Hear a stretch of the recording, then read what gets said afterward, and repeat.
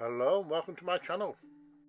I have here a Rome Colosseum kit, and this was a gift for Christmas, and this has come all the way from Rome itself. It's a cardboard kit consisting of 163 pieces, and the best thing is it doesn't require any glue. There are other kits available from this range, as you can see from the back of the box. Right, let's get this opened up and check out the contents. The box itself has almost no weight to it, so it's not going to start breaking any shelves. And the first thing we can see is a colour booklet, and no doubt this probably contains the instructions. This is a cutout of the Cubic Fun logo, and the biggest item in this box by far is a whole stack of card. It's all pre-cut as well, with some speed up assembly. And lastly, we have a few wooden dowels. First things first, let's check out the booklet. We have a nice colour picture of the actual Colosseum for reference, and then we move on to the actual assembly instructions. And these consist of only 11 steps, but bear in mind that there's quite a lot of repetition involved. And just like with Lego kits, each step has several things going on at once, so don't expect to have this put together in 10 minutes. Also, there's no wording, it's all purely diagrams, so pay attention. Alright, it's time to start punching out some card. The first step requires making the base, and this requires 2 pieces which will form a giant circle. All these tabs also need removing. I didn't realise at first, but this cutout is actually a tab remover, which is quite handy, although it is quite thick and does have a habit of getting stuck. And I can now join both parts together. The only problem now is that it's very flimsy, so I need to shore it up a bit. And that's where the cross section come into place, which adds a little bit of strength.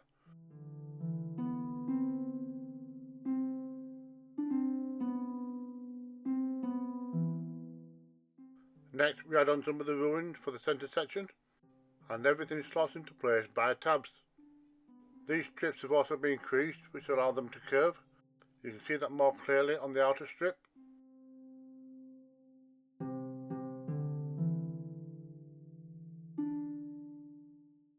In the dead centre we have 4 supporting walls, and these are stacked on top of each other, 4 pieces thick, and they're also sticky back, so we don't need to use any glue, and all we need to do is stick them onto their silhouettes. And all this forms part of the substructure which is beneath the arena floor, so this is where I imagine all the gladiators and animals would have been housed. Now we're working on the first half of the arena floor, and the tabs on the outside edges need pushing down, and this can be connected to the ring which we've already assembled. And once the other half is in place, all the tabs in the centre need lining up and pushing through. The last piece of the undersection can now be slotted into place, and this features a bunch of ladders leading up to a balcony. Then we have a bunch of ruins to slot into place around the inner oval of the arena. You can tell by the amount of slots that there are going to be a lot of pieces to add to this section. Continuing on, stage C involves making all these buildings around the edges. They just need folding over and adding over the existing bits. If you follow the curve around, you'll find all the slots. There's also a set of steps to build up on the right hand side, and this is capped off at the back. And eventually the whole section should look like this. Now the base can be flipped around so we can do the other side, and we have 20 pieces to slot into place to represent all these ruins. Now we can remove the board for a minute while we work on the next section. We have 2 long strips to add to the inside of this ring. Once it's all in place, it will become quite solid, and it's just a matter of forcing the 2 ends together to complete the ring. Then we repeat the same process except for the exterior, and once again this comes in 2 halves. We're still only on section D at this point, so there's plenty more to go. We can now bring over the main board and join them both together. It can only fit one way, so it's just a matter of lining up the tabs. As with the lower layer, there are plenty of ruins to add. These are not all identical, so it's a matter of getting the right ones in the right slots. And once that half is complete, the top section can be put on. Since these are ruins, we have to double check they're put in the right place, because some of the pegs are supposed to be empty. Then the board can be flipped around so the remainder of the ruin can be slotted into place. And this side don't have any tops to go on. Now we can remove the board again so we can work on the next section. And this is for the uppermost layer. And once again, the more pieces we add, the more rigid it becomes. On the back of this, we slot into place the exterior of the Colosseum. This comes in two separate halves, and we're now halfway through the instructions.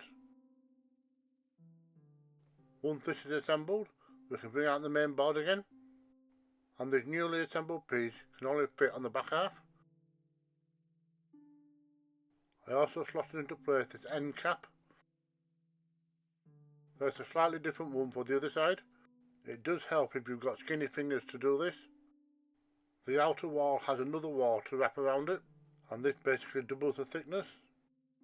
And then the second part of the end cap can be slotted into place, followed by the remainder of the outer wall.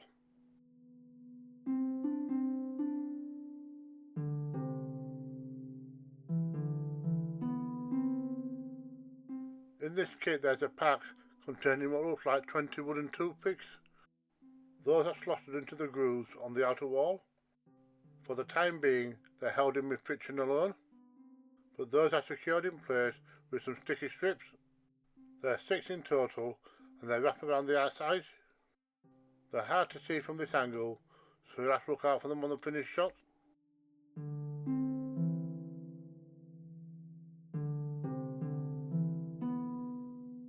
There's 3 pieces to add to the top now for the broken rim, and this completes the final stage of the Colosseum.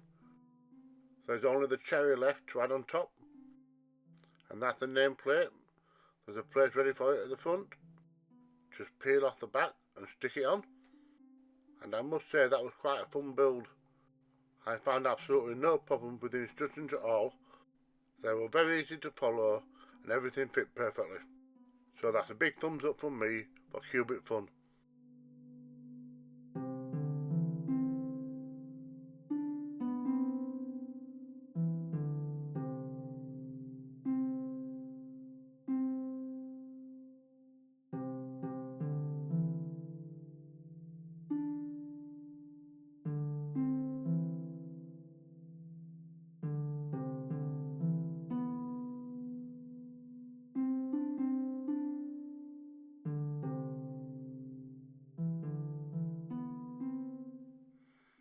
Thank you for watching. Don't forget, if I can do it, so can you.